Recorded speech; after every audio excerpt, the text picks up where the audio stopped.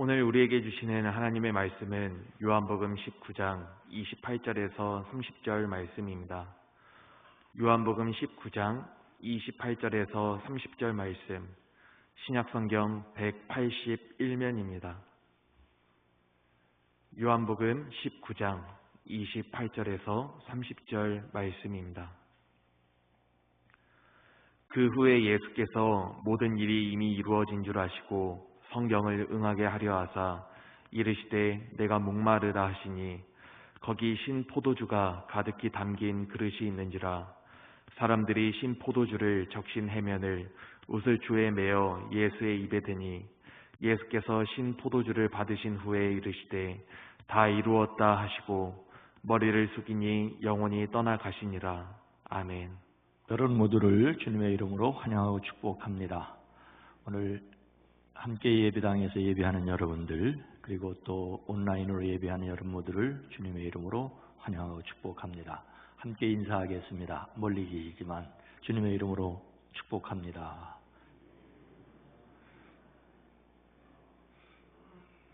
아마도 초록색 자리에 다 거반 앉으신 것 같습니다. 하나님 말씀 한 곳 더 읽겠습니다. 마태복음 9장 35절로 38절 말씀을 제가 봉독합니다. 마태복음 9장 35절로 38절입니다. 예수께서 모든 도시와 마을에 두루 다니사 그들의 회당에서 가르치시며 천국 복음을 전파하시며 모든 병과 모든 약한 것을 고치시니라. 무리를 보시고 불쌍히 여기시니 이는 그들이 목자 없는 양과 같이 고생하며 기진함이라. 이에 제자들에게 이르시되 추수할 것은 많되 일꾼이 적으니 그러므로 추수하는 주인에게 청하여 추수할 일꾼들을 보내주소서 하라 하시니라. 아멘.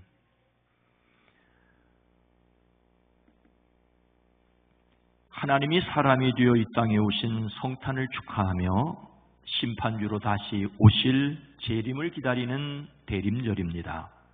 과거의 성탄과 미래의 재림 사이에서 오늘의 사명을 다하는 저와 여러분, 우리 교회가 되어지기를 주님의 이름으로 축복합니다. 예루살렘 종교의 지도자들은 예수님을 총독 빌라도에게 고발하였습니다.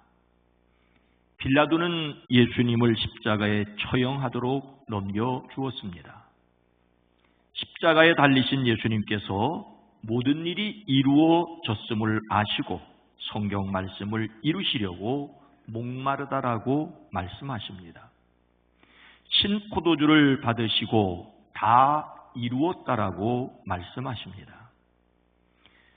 예수님께서 십자가에서 돌아가신 내용은 고난주간의 말씀으로 자주 들어왔습니다. 크리스마스를 앞두고 듣기에는 한겨울에 헛저고리만 입는 것처럼 썰렁할 수 있습니다. 그러나 예수님의 탄생이 십자가 위에서 다 이루었다라는 말씀을 하시기 위하여 이 땅에 오신 것임을 기억한다면 전혀 어울리지 않는 말씀은 아닙니다. 우리가 사는 이곳에서 크리스마스를 겨울에 맞는 것은 당연합니다. 성탄절은 씻는 사이로 썰매를 타고 달리는 기분 상쾌도 하다. 틀림없습니다. 우리는 춥지 않은 성탄절을 상상할 수 없습니다. 하지만 지구의 다른 편에서는 수영복을 입고 해변에서 성탄절을 맞는 사람들이 있습니다. 전혀 다른 시각입니다. 이번 대림절에 예수님의 십자가와 관련된 말씀을 듣는 어린이들과 청소년들을 축복합니다. 좀 낯설 수 있지만 예수님의 탄생은 십자가 위에서 다 이루었다라는 말씀을 하기 위해 이 세상에 오심입니다. 예수님께서 이루셨기에 하늘에서 이루어진 것 같이 땅에서도 이루는 기쁨, 서로를 섬김이 우리 모두에게 있어지기를 주의 이름으로 축복합니다. 예수님께서 십자가에서 돌아가시고 부활하시고 다시 하늘로 가시기 위하여 이 땅에 오셨습니다. 성탄, 고난, 부활, 승천, 재림은 기독교 신앙의 기초로서 아무리 강조해도 지나치지 않습니다. 우리의 신앙 본질은 바로 이런 기초 위에 서 있습니다. 기초가 없으면 신앙이 불분명하고 심지어 이단들에게 흔들릴 수 있습니다. 그래서 기초를 바르고 든든하게 하고 그 위에 튼튼하고 아름다운 집을 지어야 합니다. 예수님께서 이루신 일을 믿을 뿐만 아니라 그 믿음으로 우리는 살아야 합니다. 예수님을 믿고 따르는 제자로서 해야 할 사명이 있습니다. 예수님의 모범을 따르는 교회가 할 일을 잘 요약한 말씀이 있습니다. 오늘 함께 읽은 마태복음 9장 35절 말씀입니다. 예수께서 모든 도시와 마을에 두루 다니사 그들의 회당에서 가르치시며 천국 복음을 전파하시며 모든 병과 모든 약한 것을 고치시니라. 예수님께서 모든 도시와 마을을 두루 다니시며 여러 회당에서 가르치셨습니다. 하나님 나라의 복음을 전파하셨습니다. 온갖 질병과 온갖 아픔을 고쳐주셨습니다. 예수님께서 이렇게 가르치시고 전파하시고 고치신 것을 교회는 가르치는 교육과 전파하는 선교와 고치는 봉사로 이어왔습니다.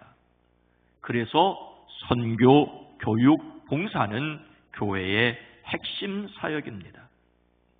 우리 교회는 2019년 상반기 동안 전교인이 참여하는 교회 컨설팅을 통하여 중점 과제를 선정하였습니다. 그것은 신앙 본질과 다음 세대와 지역 사회였습니다.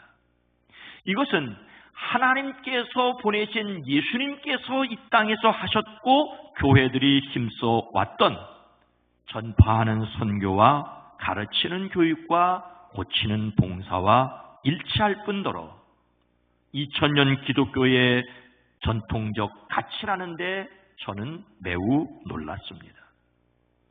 2020년 한 해 동안 코로나19로 모든 사역이 중단된 것처럼 보이고 핵심 가치를 포기한 것처럼 보여도 사실은 주변적인 것을 버리고 중요한 일에 집중하는 기회였습니다.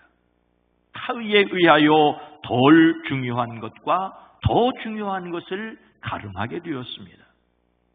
2021년을 맞으며 성경과 교회의 사명에 따라 중점 사역을 다시 생각하려고 합니다. 그 첫 번째는 예수님께서 천국 복음을 전파하시며라는 말씀에 근거하여 신앙 본질에 충실히 하는 것입니다. 우리가 전파해야 할 내용은 신앙 본질입니다. 지난번 컨설팅에서 성도들이 우리 교회의 핵심 가치로 신앙 본질을 선택하셨을 때 저는 깜짝 놀랐습니다. 그리고 고마웠습니다. 세상에 수많은 교파가 주장하는 것이 바로 신앙 본질입니다. 그런데 강조하는 것이 다르고 심지어 곤란스럽습니다. 그래서 우리 교회가 내년에 집중했으면 하는 신앙 본질을 몇 가지 사역으로 제시하려고 합니다. 신앙 본질을 위한 첫 번째 사역은 하나님께 예배 드리기입니다. 내년에도 코로나19는 상당 기간 영향을 미칠 것이기에 모이는 모임이 조심스러울 것입니다. 그래도 아버지께 참되게 예배하는 자들이어야 합니다. 함께 모여 공동체로 드리는 예배보다 더 중요한 것은 없습니다.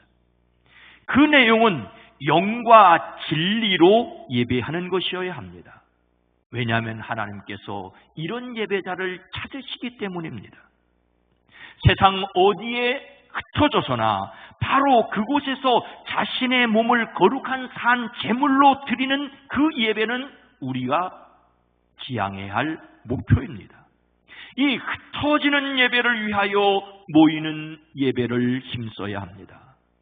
코로나19 방역 단계가 2단계 이하에서 예배를 분산하여 필요하다면 금요일 저녁이나 토요일에 시간을 마련해서라도 함께 예배를 드릴 수 있게 하겠습니다.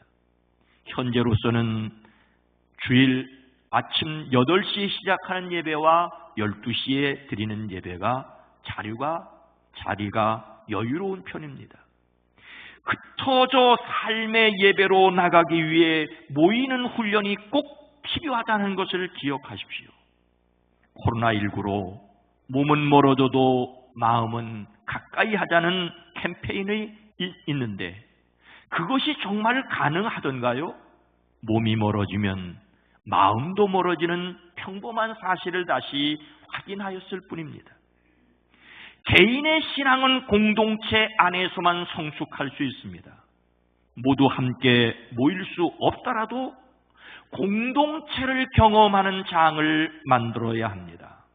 당분간 비대면 온라인 예배를 병행하고 방역 수칙을 철저히 지킨다는 조건으로 성도님들은 개인적으로 북수원 신앙 공동체를 경험하는 예배를 사모하고 함께 모이기를 힘쓰시기를 주의 이름으로 축복합니다.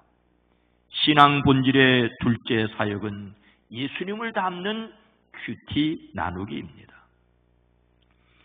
예수님은 수고하고 무거운 짐진 자들아 다 내게로 오라 내가 너희를 쉬게 하리라고 말씀하시며 그 길을 예수님의 멍에를 메고 배우는 일이라고 말씀하십니다.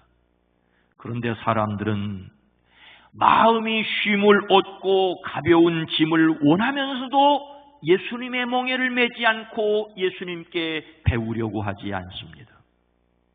예수님의 제자는 예수님을 따르는 사람입니다. 함께 있으며 보고 배우고 느끼고 따라하는 사람입니다.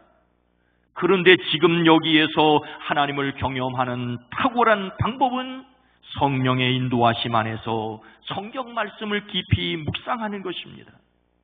말씀을 읽고 기도에 힘쓰고 찬송을 부르고 은사를 실천하는 것이 필요합니다. 우리 교회에서는 예수님을 담는 성품 큐티를 실시하고 있습니다. 성품 큐티를 활용하면 매일매일을 말씀과 기도와 찬양 그리고 적용을 함께 하고 나눌 수 있습니다.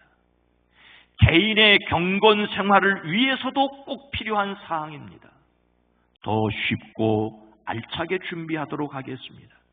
깊은 관심을 가지고 참여해 주시기를 바랍니다. 2021년 공동체 예배와 예수님의 성품을 담는 큐티에 집중하려고 합니다.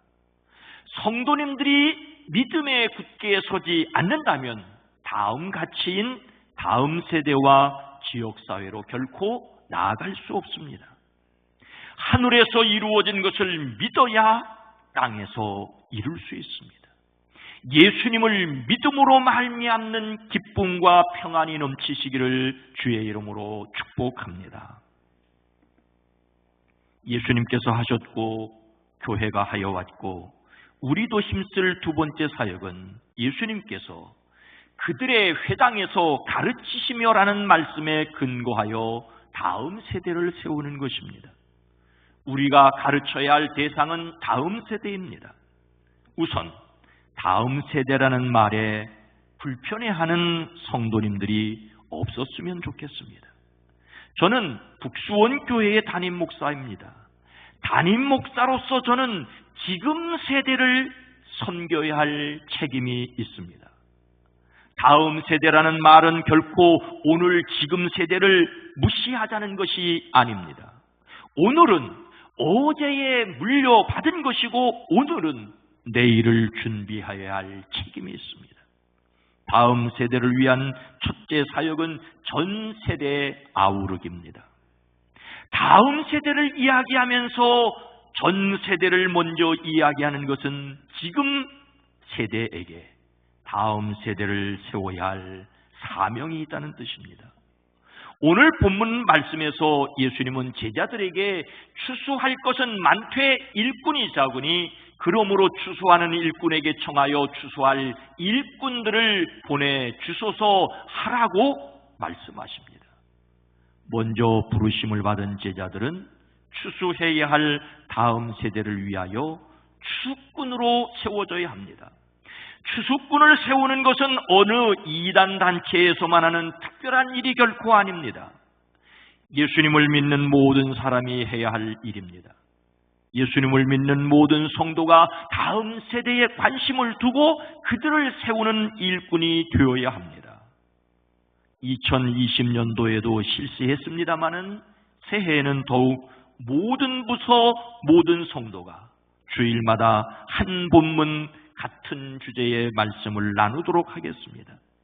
여기에서 나눈다는 말을 주목해 주십시오. 나눈다는 말은 나의 것을 드러내고 남의 말을 듣는 것입니다. 언제쯤 속회를 다시 시작할지 짐작할 수 없지만 말씀과 삶의 나눔을 회복해야 합니다.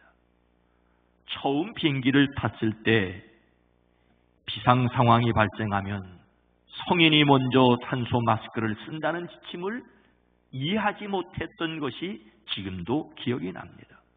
어린아이와 노약자를 먼저 씌워야지 어떻게 성인이 먼저 쓰느냐는 생각이었습니다. 그런데 성인이 산소 마스크를 먼저 쓰는 것은 어린이와 노약자를 도와주기 위해서입니다. 다른 사람을 돕기 위하여 우리 자신이 먼저 살아 있어야 합니다. 다음 세대를 위해서 지금 우리가 믿음 가운데 굳게 설 수 있기를 주의 이름으로 축복합니다. 다음 세대를 위한 둘째 사역은 신앙 가정 세우기입니다. 신앙의 조상들인 아브라함과 이삭과 야곱은 가정에서 신앙을 전수했습니다. 가정은 신앙과 인격을 훈련하는 장소입니다. 하지만 사회가 발전하고 전문화하면서 신앙은 교회 학교에, 인격은 일반 학교에 위임하고 말았습니다. 불행 중 다행스러운 것은 코로나19로 말미암아 그 본질적인 사역이 가정으로 되돌아갔습니다. 한 조사에 의하면 자녀들에게 가장 영향력이 있는 사람은 부모인데 무려 68.9%나 차지하였습니다. 뜻밖의 재앙으로 신앙과 인격 교육이 제자리를 찾았습니다. 문제는 다음 세대를 세우는 데 중심에 서야 할 부모와 보호자가 신앙적으로 준비되지 못하였다는 것입니다. 그래서 많이 당황하고 있는 듯합니다. 몇 년 전부터 교회에서 준비는 하였다지만 여전히 부족합니다. 좀 늦었고 시간이 걸리더라도 부모 또는 보호자를 가정의 제사장으로 삼고 격려하는 일을 지속해야 합니다. 전문적인 강사를 섭외하여 지원하고 여러 가지 자료를 제공하겠습니다. 앞으로 코로나19 상황이 호전되면 교회 학교와 성경 캠프를 다시 시작하겠지만 가정과 연계는 계속되어야 합니다. 모든 성도는 추수꾼이 되기 위하여 기도해야 합니다. 특히 부모와 보호자는 교회와 함께 가정의 신앙 세우기를 위하여 힘써 주셔야 합니다. 코로나19 상황에서 가장 가슴 아픈 것은 무너지는 다음 세대를 보는 것입니다. 뜨거운 마음으로 함께 해 주시기를 간곡하게 부탁을 드립니다. 예수님께서 하셨고 교회가 하여 왔고 우리가 힘쓸 세 번째 사역은 예수님께서 모든 병과 모든 약한 것을 고치시려는 말씀에 근거하여 지역사회를 섬기는 것입니다. 우리가 섬겨야 할 자리는 지역사회입니다. 다시 말씀드립니다. 저는 북수원교회를 담임하고 있습니다. 우리 교회의 모든 성도를 먼저 섬겨야 합니다. 우리가 건강하지 못하면 세상을 섬길 수가 없습니다. 그러나 기억해야 합니다. 신앙 본질에 충실한 사람들은 다음 세대를 준비해야 하고, 예배당 안에 있는 사람들은 예배당 밖을 지향해야 합니다. 우리는 오직 성령으로 충만하여 땅끝을 향하여 가는 증인이 되어야 하기 때문입니다. 오늘 본문 말씀은 예수님이 친히 가르치시고 전파하시고 고치신 다음 제자들에게 예수님은 하나님께 추수할 일꾼을 보내주소서라고 기도하라고 말씀하십니다. 그렇게 말씀하시는 이유는 무리를 보시고 불쌍히 여기시니 이는 그들이 목자 없는 양과 같이 고생하며 기진함이로라 해서 찾을 수 있습니다. 예수님께서 보실 때 사람들은 마치 목자 없는 양과 같이 고생에 지쳐서 기운이 빠져 있었습니다. 우리도 이런 예수님의 마음을 가져야 합니다. 예수님의 마음으로 세상을 바라보지 않는다면 예수님을 닮는 사람이 아닙니다. 우리는 세상 사람들의 영적인 필요를 보아야 합니다. 그래서 우리는 이 지역에 관심을 가져야 합니다. 지역사회를 위한 첫째 사역은 마을교회 세우기입니다. 며칠 전 제가 전교인 단체 문자를 보내면서 마을교회라는 말을 사용했더니 생소하게 여기는 분이 계셨습니다. 그럴 수 있습니다. 하지만 전혀 처음 들어보는 말은 아닐 것입니다. 2019년 3월에 정재영 교수를 초청하여 3주 연속 강연을 들은 적이 있습니다. 그 내용이 교회의 공익성과 마을교회의 구체적인 예들이었습니다. 교회의 목적은 복음 전도입니다. 문제는 오늘 한국 교회의 상황이 전도를 받아들여야 할 사람들에게 손가락질을 받고 있다는 것입니다. 교회가 사람들에게 신뢰를 잃어버렸다는 것은 어제 오늘의 문제가 아닙니다. 왜 예수님께서 배고픈 사람에게 빵을 먹이시고 병든 사람을 고치시며 그들의 필요를 섬겼는지를 생각해야 합니다. 우리는 이미 수십 년 전부터 사랑의 학교를 섬겨오고 있습니다. 이것은 우리 교회의 사회적 자산이라고 표현할 수 있다고 생각을 합니다. 앞으로 어떻게 더 발전적으로 섬길 수 있을지를 연구해야 합니다. 우리 교회가 주민들의 마음에 닿는 어떤 사역을 할 수 있을지를 생각해야 합니다. 지금까지와는 전혀 다른 문화 선교적 접근이어야 합니다. 교회가 사회와 연결되기 위하여, 그리고 주민들이 교회가 하는 일들을 이해할 수 있게 하는데 별도의 NGO나 법인이 필요하면 시도해야 할 때입니다. 이를 위하여 사회생활을 집적하고 있는 성도들이 지혜를 모아주셔야 합니다. 목사는 방향을 정할 수 있지만 성도님들께서 자신의 은사와 역량을 발휘해 주셔야 합니다. 그동안 성도님들이 오병이어 헌금을 해왔고 꾸준히 기본 재산을 적립해 왔습니다. 어떤 분들은 교회가 돈을 모아서 무엇을 하느냐고 묻기도 합니다. 교회가 기도원을 짓고 묘지를 사던 시대는 지났습니다. 그러나 교회가 어떻게 지역 문화의 중심이 되느냐라고 하는 것은 여전히 중요한 과제입니다. 이를 위해 더 많이 전략해야 하고 더 많이 헌신해야 합니다. 하늘에서 이루어진 것을 이 땅에서 이루기를 기도하여 주십시오.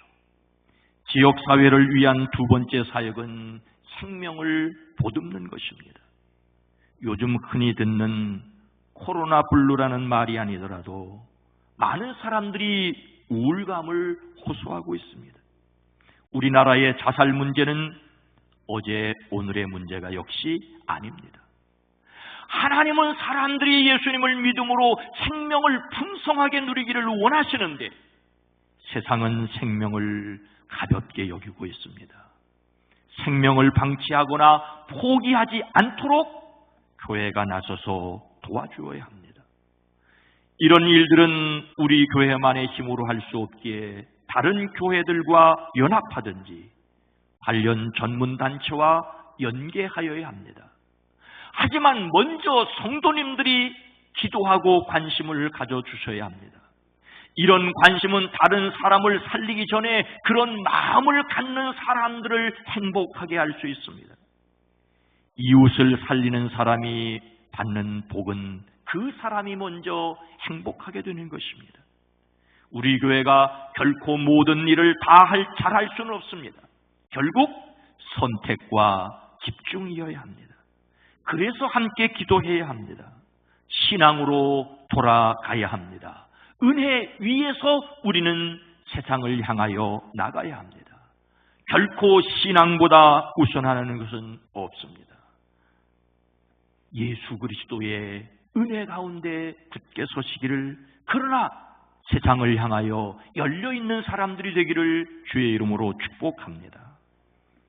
사랑하는 성도 여러분, 참으로 어수선하고 갈피를 잡지 못한 2020년이었습니다. 어쩌면 이것이 일상으로 굳어질지 모릅니다. 그래서 더욱 정신을 차려야 합니다. 예수님은 다 이루셨다고 말씀하시는데, 이미 하늘에서 이루어졌다고 말씀하시는데, 영혼이 잘 되었다고 하시는데, 우리가 가야 할 길은 멀고 잘 되어야 할 것이 너무 많습니다. 그래서 우리는 우리 안에 계신 성령님을 의지해야 합니다. 예측할 수 없기에 하나님을 믿음으로 나아가야 합니다. 우리의 힘이 부족하다는 것을 알기에 하나님의 능력을 구하십시다. 하나님의 목적에 충실함으로써 하나님이 책임져 주시는 행복이 우리 교회와 성도들에게 함께하는 2021년이 되기를 그리스도 예수의 이름으로 축복합니다. 거룩하신 하나님, 자비로우신 주님, 2020년 여기까지 이룰 수 있도록 도우시고 지키시고 인도하신 것을 감사합니다. 주님의 은혜였습니다. 하나님의 사랑이었습니다.